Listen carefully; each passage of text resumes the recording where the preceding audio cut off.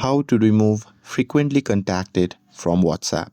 Hey everyone, welcome back to the channel. In today's video, I will show you how to remove the chat that you have frequently contacted with on WhatsApp. So now without further ado, let's get started. So here, first thing first, open the WhatsApp app on your phone and make sure that you're logged in to your account.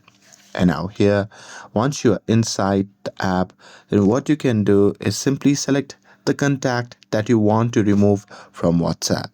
And now here, once you are on the chat section, then what you can do is just tap on the three dot icon shown in the top right corner of the screen.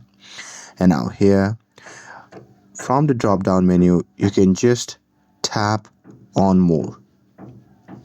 And now here, once you see this, then what you can do is just clear chats, and once you're done with it, you can simply block it. And now here, once you're done blocking the person, then what you can do is just simply go back from the chat, and after that you can simply delete the contact info from WhatsApp as well. And that's it. That's how you can remove frequently contacted from WhatsApp. With this, if you found this video helpful, then don't forget to like, share, and subscribe to get updated for more videos. Thanks for watching, and I'll see you in the next video.